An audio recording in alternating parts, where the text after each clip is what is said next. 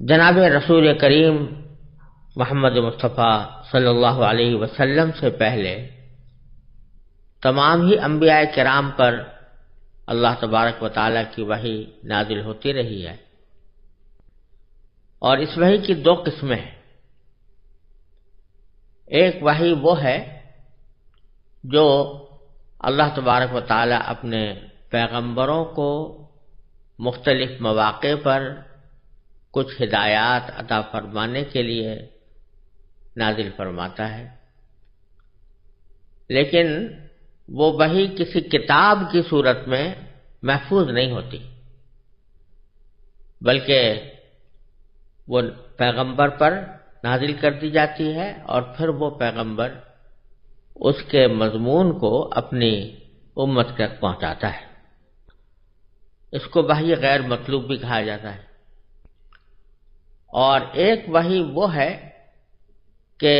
جسے اللہ تبارک و تعالیٰ نے باقاعدہ ایک کتاب کی شکل میں نازل فرمایا۔ بعض مرتبہ یہ کتاب اکٹھی کسی نبی کو دے دی گئی، اور بعض مرتبہ تھوڑا تھوڑا کر کے اس کو اتارا گیا۔ حضور نبی کریم سرور عالم صلی اللہ علیہ وسلم سے پہلے حضرت موسیٰ علیہ السلام کو جو کتاب دی گئی اس کا نام تورات تھا، وہ اکٹھی دی گئی تھی، اور اس کے بعد حضرت داؤد علیہ السلام کو جو کتاب عطا فرمائی گئی اس کا نام زبور تھا، اور ظاہر یہ ہے کہ وہ پوری زبور بھی اکٹھی حضرت داؤد علیہ السلام کو عطا فرمائی گئی تھی۔ پھر حضرت عیسیٰ علیہ السلام کو جو کتاب عطا فرمائی گئی اس کا نام انجیل تھا، اور اس کے بارے میں بھی غالب گمان یہ ہے کہ وہ اکٹھی حضرت عیسیٰ علیہ السلام کو عطا فرمائی گئی تھی۔ لیکن اس سلسلے میں سب سے آخری کتاب اللہ تبارک و تعالیٰ نے حضور خاتم النبیین سرور دو عالم صلی اللہ علیہ وسلم پر نازل فرمائی، اس کا نام قرآن ہے، اور یہ اکٹھی نازل کرنے کے بجائے اس میں طریقہ یہ اختیار کیا گیا کہ وہ تھوڑی تھوڑی کر کے اتاری گئی،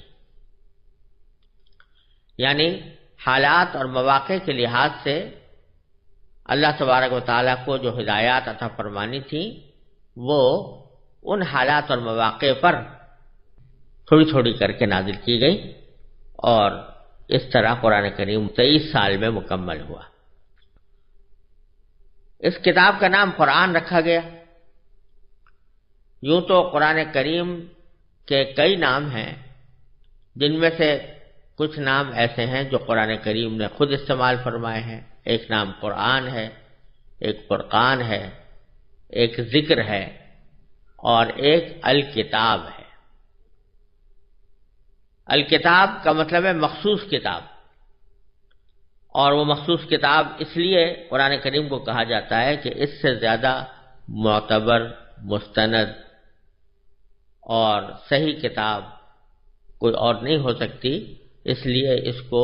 الکتاب کا نام دیا گیا۔ وَأَنزَلْنَا إِلَيْكَ الْكِتَابَ لِتُبَيِّنَ لِلنَّاسِ مَا نُزِّلَ إِلَيْهِمْ،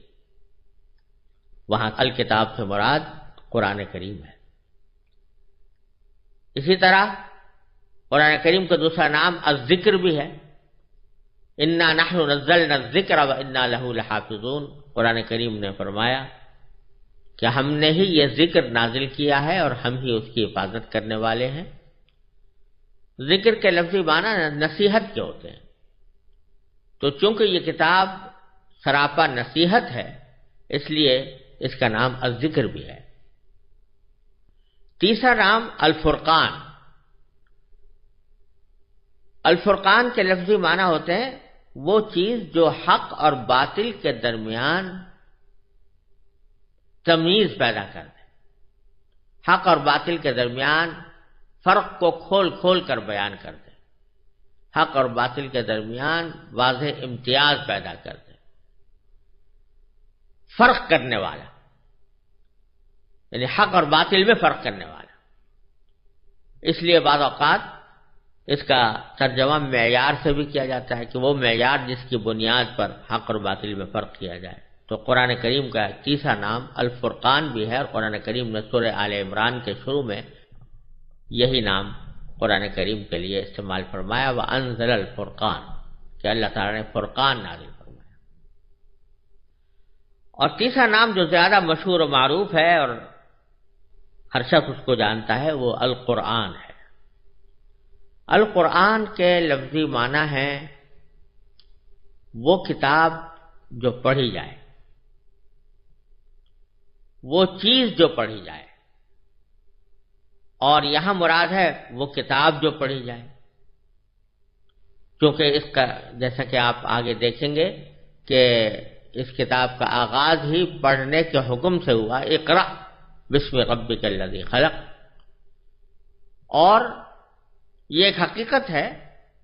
کہ ساری دنیا میں سب سے زیادہ پڑھی جانے والی کتاب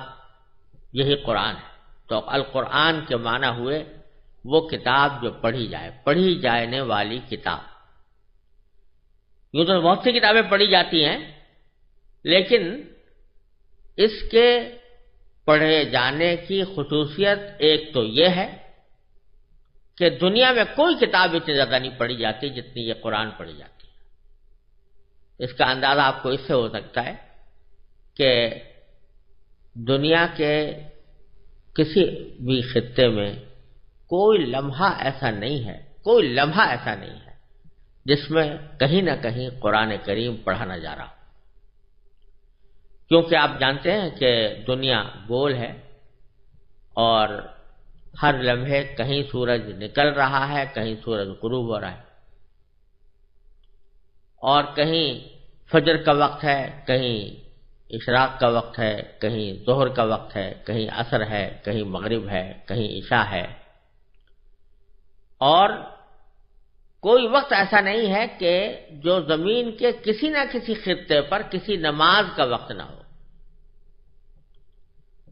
اور نماز کے اندر سورہ فاتحہ پڑھی جا رہی ہے، قرآن کریم پڑھا جا رہا ہے۔ تو جہاں جہاں نماز ہو رہی ہے وہاں قرآن کریم پڑھا جا رہا ہے، لیکن اس کے علاوہ بھی جہاں جہاں مسلمان آباد ہیں، الحمدللہ ان کے اندر یہ جذبہ موجود ہے کہ وہ نمازوں کے علاوہ بھی قرآن کریم کی تلاوت کریں۔ بچوں کو قرآن کریم پڑھایا جاتا ہے، حفظ کرایا جاتا ہے۔ اس لحاظ سے یہ دعویٰ کسی طرح بھی مبالغہ نہیں ہے کہ اس دنیا میں سب سے زیادہ پڑھی جانے والی کتاب قرآن کریم ہے، اور یہ اللہ تبارک و تعالی نے ایک قرآن کریم کی خصوصیت، جس کو معجزہ بھی کہا جا سکتا ہے، یہ رکھی ہے کہ کافر لوگ تو جب قرآن کریم نازل ہوتا تھا تو یہ کہتے کہ لا تسمعوا لہذا القرآن والغوا فیہ، ایک دوسرے سے کہتے ہیں بھئی قرآن کو نہ سنو اور کچھ شور شغب مچا دیا کرو جب قرآن پڑھا جائے، تاکہ لوگ اس کو سن نہ سکیں، سمجھ نہ سکیں۔ اللہ تبارک و تعالیٰ نے ان کے جواب میں قرآن کو ایسی کتاب بنا دیا کہ جو ساری دنیا میں پڑھی جا رہی ہے اور سب سے زیادہ پڑھی جانے والی کتاب ہے۔ اس لحاظ سے اس کا نام القرآن ہے، اور اس کے ادب کی خاطر، اس کی حرمت کی خاطر اس کے ساتھ کبھی کریم لگا دیا جاتا ہے، انہ لقرآن کریم، کہیں مجید لگا جاتا ہے، قرآن مجید کہا جاتا ہے۔ ہم اردو میں بولتے ہوئے قرآن پاک بھی کہہ دیتے ہیں، تو یہ ضرور کہنا چاہیے تاکہ اس کی عظمت کا احساس ہو، لیکن نام قرآن کا اور القرآن ہے۔ یہ قرآن جیسا میں نے پہلے عرض کیا 23 سال کی مدت میں نبی کریم سرور عالم صلی اللہ علیہ وسلم کے اوپر وقتاً فوقتاً نازل ہوا۔ کس طرح نازل ہوا، اس کی کچھ تفصیل حضرت عائشہ صدیقہ رضی اللہ تعالی عنہا نے ایک حدیث میں بیان فرمائی ہے، اور اس حدیث میں حضور نبی کریم سرور عالم صلی اللہ علیہ وسلم پر نازل ہونے والی وحی کی مختلف صورتیں بیان فرمائی گئی ہیں، جس میں وہ وحی بھی داخل ہے جو قرآن کا حصہ بنی، اور وہ وحی بھی داخل ہے جو قرآن کا حصہ نہیں بنی۔ دونوں کے سلسلے میں حضرت حارث ابن ہشام رضی اللہ تعالی عنہ نے حضرت صلی اللہ علیہ وسلم سے پوچھا کہ آپ پر وحی کس طرح آتی ہے؟ تو حضرت عائشہ صدیقہ رضی اللہ تعالیٰ فرماتی ہیں کہ حضرت حارث ابن ہشام کے اس سوال کے جواب میں نبی کریم سرورد عالم صلی اللہ علیہ وسلم نے ارشاد فرمایا کہ کبھی تو مجھے گھنٹی کسی آواز سنائی دیتی ہے، اور وحی کی یہ صورت یعنی گھنٹیوں کسی آواز آنا یہ میرے لیے سب سے زیادہ سخت ہوتی ہے۔ پھر جب یہ سلسلہ ختم ہوتا ہے تو جو کچھ اس آواز نے کہا ہوتا ہے مجھے یاد ہو چکا ہوتا ہے، اور کبھی کوئی فرشتہ میرے سامنے ایک مرد کی صورت میں آ جاتا ہے۔ تو یہاں دو صورتیں بیان فرمائی، ایک یہ کہ گھنٹیوں کی سی آواز آتی ہے، اور دوسری یہ کہ فرشتہ کسی انسان کی شکل میں آ کر وہ پیغام پہنچاتا ہے۔ جہاں تک پہلی صورت کا تعلق ہے کہ اس کو جو گھنٹیوں کی آواز سے نبی کریم سرور عالم صلی اللہ علیہ وسلم نے تشبیہ دی ہے، اس کا مطلب حضرت شیخ محی الدین ابن عربی رحمۃ اللہ علیہ نے یہ بیان کیا ہے کہ گھنٹی کی آواز کے ساتھ وحی کی مشابہت دو طریقے سے ہے۔ ایک تو یہ کہ جب گھنٹی بجتی ہے تو عموماً وہ مسلسل ہوتی ہے، بیچ میں ٹوٹتی نہیں، اور دوسرے گھنٹی جب مسلسل بجتی ہے تو عموماً سننے والوں کو اس کی آواز کی سمت متعین کرنا مشکل ہوتا ہے کہ یہ کس طرف سے آ رہی، کیونکہ اس کی آواز ہر طرف سے ہر جہت سے آتی ہوئی محسوس ہوتی ہے۔ اور اللہ جل جلالہ کے کلام کی بھی یہ خصوصیت ہے کہ اس کی کوئی ایک سمت نہیں ہوتی، بلکہ وہ ہر جہت سے آواز سنائی دیتی ہے۔ اس کیفیت کا صحیح ادراک تو بغیر مشاہدے کے ممکن نہیں، لیکن اس بات کو عام ذہنوں سے قریب تر کرنے کے لیے نبی کریم سرور عالم صلی اللہ علیہ وسلم نے اسے گھنٹیوں کی آواز سے تشبیہ دی ہے۔ جب اس طریقے پر آپ کے اوپر وحی نازل ہوتی تو آپ پر بہت زیادہ بوجھ پڑتا تھا۔ حضرت عائشہ صدیقہ رضی اللہ تعالیٰ عنہ اسی حدیث کے آخر میں فرماتی ہیں کہ میں نے سخت جاڑوں کے دن میں آپ پر وحی نازل ہوتے ہوئے دیکھی ہے، ایسی سردی میں بھی جب وحی کا سلسلہ ختم ہوتا تو آپ کی مبارک پیشانی پسینے سے شرابور ہو چکی ہوتی تھی۔ اور ایک روایت میں حضرت عائشہ رضی اللہ تعالیٰ عنہ بیان فرماتی ہیں کہ جب آپ پر وحی نازل ہوتی تو آپ کا سانس رکنے لگتا، چہرہ انور متغیر ہو کر کھجور کی شاخ کی طرح زرد پڑ جاتا، سامنے کے دانت سردی سے کپکپانے لگتے، اور آپ کو اتنا پسینہ آتا کہ اس کے قطرے موتیوں کی طرح ڈھلکتے ہوئے محسوس ہوتے تھے۔ وحی کی اس کیفیت میں بعض اوقات اتنی شدت پیدا ہو جاتی تھی کہ آپ جس جانور پر اس وقت سوار ہوتے وہ آپ کے بوجھ سے دب کر بیٹھ جاتا۔ اور ایک مرتبہ آپ نے اپنا سر مبارک حضرت زید بن ثابت رضی اللہ تعالی عنہ کے زانوں پر رکھا ہوا تھا۔ اسی حالت میں وحی نازل ہونی شروع ہوئی تو حضرت زید کی ران پر اتنا بوجھ پڑا کہ وہ کہتے ہیں مجھے ایسا لگتا تھا کہ ران ٹوٹ جائے گی۔ بعض اوقات اس وحی کی ہلکی ہلکی آواز دوسروں کو بھی محسوس ہوتی تھی۔ حضرت عمر رضی اللہ تعالی عنہ فرماتے ہیں کہ جب آپ پر وحی نازل ہوتی تو آپ کے چہرہ انور کے قریب شہد کی مکھیوں کی بھنبھناہٹ جیسی آواز سنائی دیا کرتی تھی۔ یہ وحی کی پہلی صورت تھی۔ وحی کی دوسری صورت یہ تھی کہ فرشتہ کسی انسانی شکل میں آپ کے پاس آ کر اللہ تعالیٰ کا پیغام پہنچاتا تھا۔ ایسے مواقع پر عموماً حضرت جبرائیل علیہ السلام، ایک مشہور صحابی ہیں حضرت دحیہ کلبی رضی اللہ تعالیٰ عنہ، ان کی صورت میں تشریف لایا کرتے تھے۔ حضرت دحیہ کلبی رضی اللہ تعالیٰ عنہ صحابہ کرام میں اپنے حسن و جمال کے لحاظ سے مشہور تھے۔ حضرت جبریل علیہ السلام انہی کی شکل میں حضور اقدس صلی اللہ علیہ وسلم کی خدمت میں حاضر ہوتے، البتہ بعض اوقات کسی دوسری صورت میں بھی تشریف لائے ہیں۔ اور جب حضرت جبریل علیہ السلام انسانی شکل میں آ کر وحی کا پیغام پہنچاتے تو یہ صورت نبی کریم سرور دو عالم صلی اللہ علیہ وسلم کے لیے سب سے آسان ہوتی۔ وحی کی تیسری صورت یہ تھی کہ حضرت جبریل علیہ السلام کسی انسان کی شکل اختیار کیے بغیر اپنی اصل صورت میں دکھائی دیتے تھے، لیکن ایسا آپ کے تمام عمر میں صرف 3 مرتبہ ہوا ہے۔ ایک مرتبہ اس وقت جب آپ نے خود حضرت جبریل علیہ السلام کو ان کی اصل شکل میں دیکھنے کی خواہش ظاہر فرمائی تھی، اور دوسری مرتبہ معراج میں، اور تیسری مرتبہ نبوت کے بالکل ابتدائی زمانے میں مکہ مکرمہ کے مقام اجیاد پر حضرت جبریل علیہ السلام کو آپ نے اپنی اصلی صورت میں دیکھا۔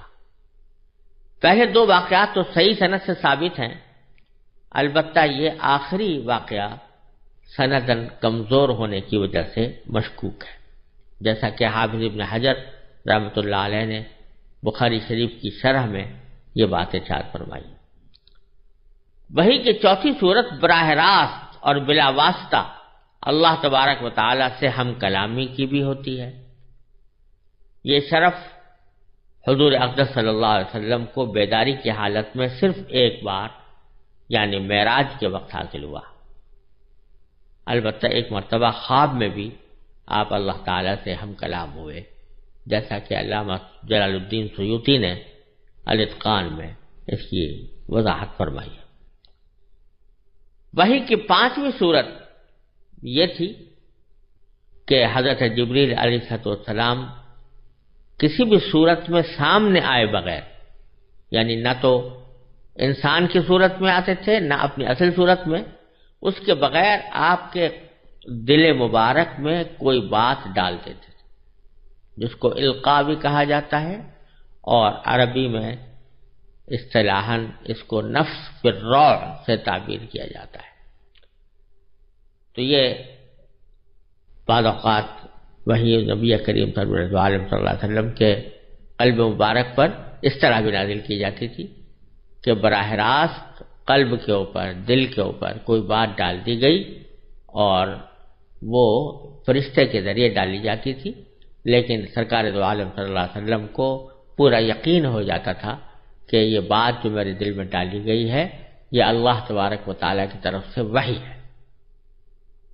انبیاء کرام کے سوا کسی کو بھی اس بات کا یقین حاصل نہیں ہو سکتا کہ جو بات اس کے دل میں آ رہی ہے وہ اللہ تعالیٰ نے ڈالی ہے یا اللہ تعالیٰ نے بھیجی ہے یا کسی فرشتے کی ڈالی ہوئی ہے، لیکن اللہ تبارک و تعالیٰ جب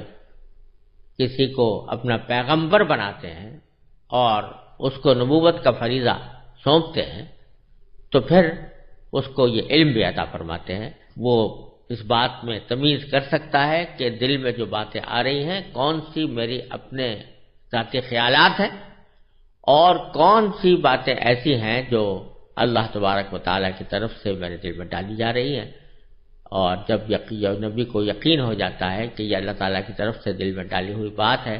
تو اس کو وہ وحی قرار دے کر اس کو اپنے لیے حجت سمجھتا ہے۔